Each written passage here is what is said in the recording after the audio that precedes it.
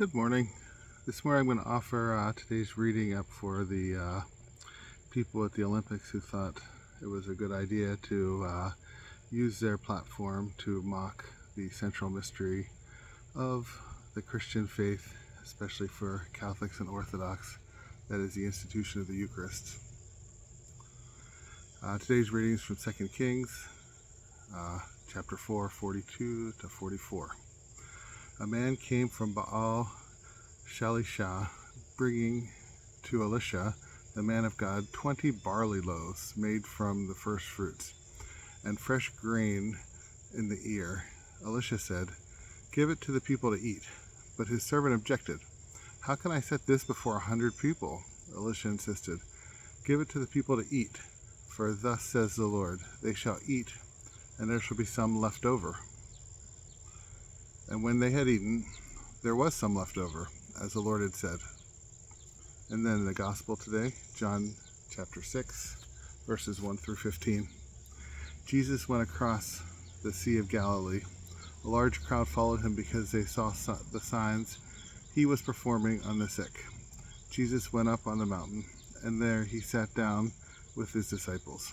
The Jewish feast of Passover was near.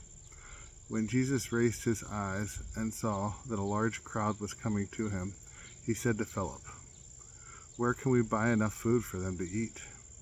He said this to test him because he himself knew what he was going to do. Philip answered him, 200 days' wages worth of food would not be enough for each of them to have only a little.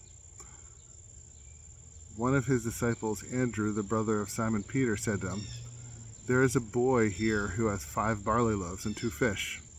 But what good are these for so many?" Jesus said, "Have the people recline." Now there was a great deal of grass in that place, so the men reclined, about 5,000 in number.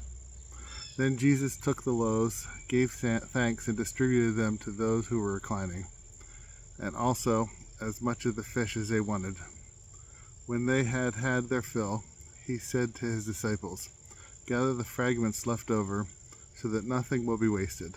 So they collected them and filled 12 wicker baskets with fragments from the 5 barley loaves that had been more than they could eat.